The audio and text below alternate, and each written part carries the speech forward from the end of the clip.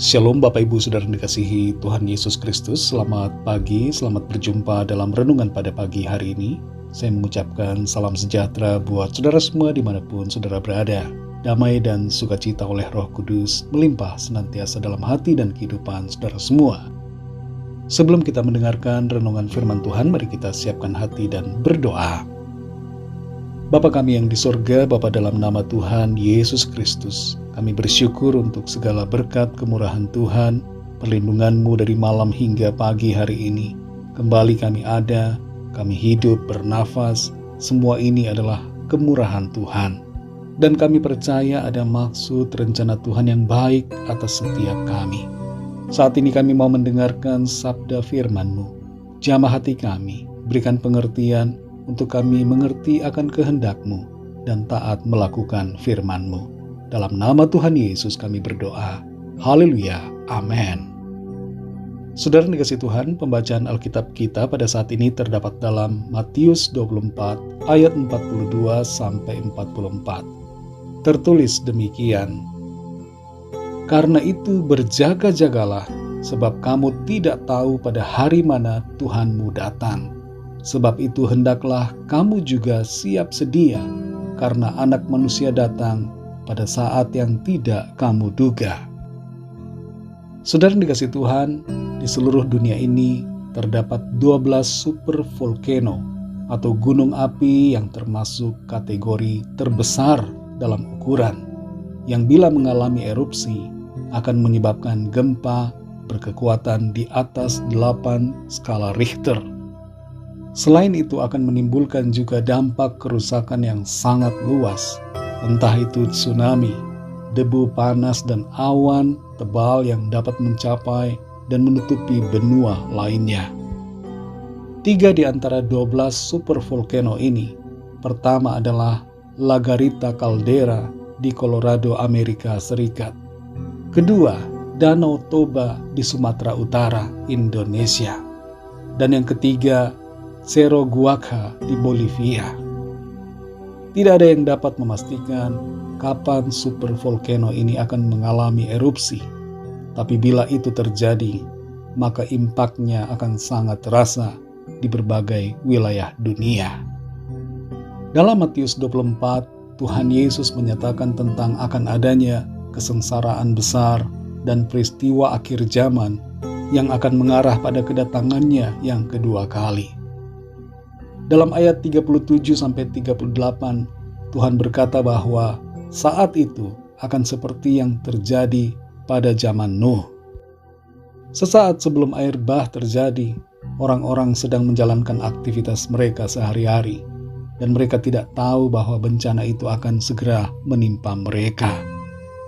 Demikian pula halnya ketika akhir zaman, banyak orang akan menjalani kehidupan mereka seperti biasa, bekerja dan menjalani aktivitas sehari-hari tanpa menduga bahwa akhir zaman itu akan terjadi secara tiba-tiba. Ini akan menjadi saat kehancuran, di mana tidak ada seorang pun yang akan selamat kecuali Tuhan turun tangan dan menyelamatkan. Keadaan akhir zaman akan memaksa orang untuk memilih tunduk kepada Tuhan atau melanjutkan pemberontakan mereka terhadapnya.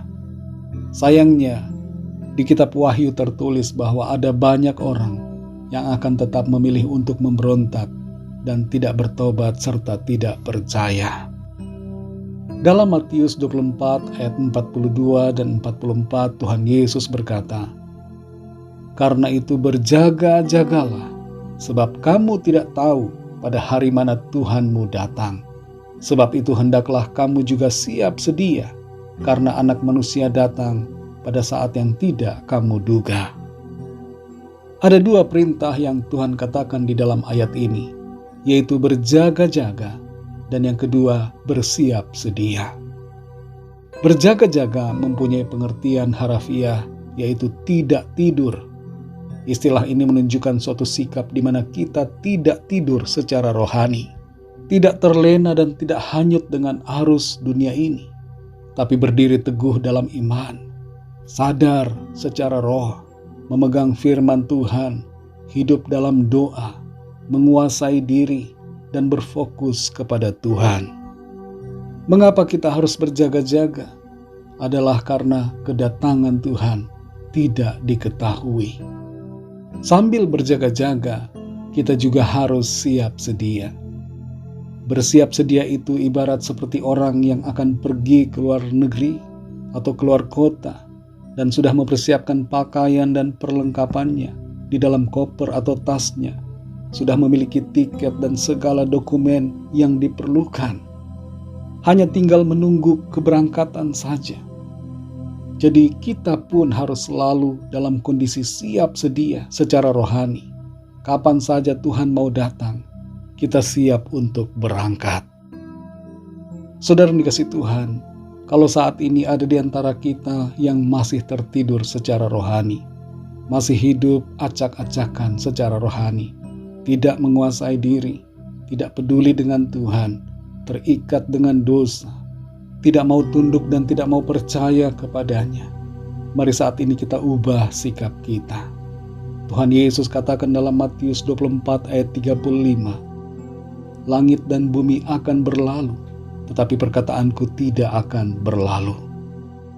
Setiap peristiwa bencana yang terjadi hendaknya membuat kita sadar akan siapa diri kita dan betapa ringkihnya diri kita, serta bahwa kita sangat memerlukan Tuhan.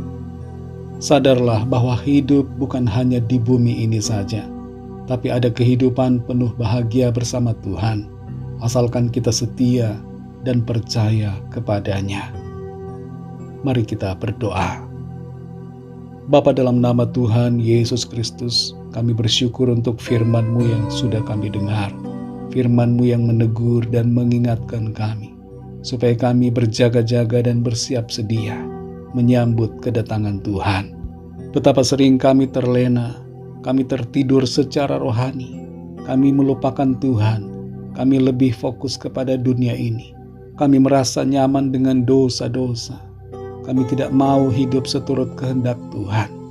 Ampuni kami ya Bapa, tolong kami Tuhan supaya kami senantiasa hidup seturut kehendak-Mu, selalu ingat akan Engkau, dan berjaga-jaga serta bersiap sedia, sesuai dengan apa yang Tuhan perintahkan. Terima kasih untuk firman-Mu yang kembali mengingatkan kami. Pimpin kami selalu ya Roh Kudus, supaya kehidupan kami senantiasa ada dalam jalan-jalan kebenaran-Mu ya Tuhan. Berkatilah kami ya Tuhan di sepanjang hari ini dalam segala aktivitas kami. Pimpin dan sertai kami dengan kuasa dan hikmat-Mu. Kami berdoa membawa setiap permohonan dan pergumulan kami masing-masing, agar Tuhan melawat dan menjawab sesuai dengan kuasa dan kasih karunia-Mu. Terima kasih Tuhan, segala puji, hormat, kemuliaan bagi nama-Mu. Dalam nama-Mu yang kudus, nama Tuhan Yesus Kristus, kami sudah berdoa dan mengucap syukur. Haleluya. Mari sama-sama kita berdoa doa Bapa kami.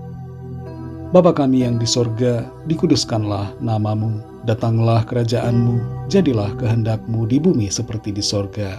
Berikanlah kami pada hari ini makanan kami yang secukupnya, dan ampunilah kami akan kesalahan kami, seperti kami juga mengampuni orang yang bersalah kepada kami. Dan janganlah membawa kami ke dalam pencobaan, tetapi lepaskanlah kami daripada yang jahat, karena Engkaulah yang mempunyai kerajaan dan kuasa dan kemuliaan sampai selama-lamanya. Amin. Terimalah berkat Tuhan.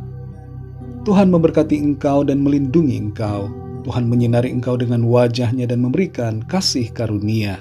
Tuhan menghadapkan wajah-Nya kepadamu dan memberikan damai sejahtera.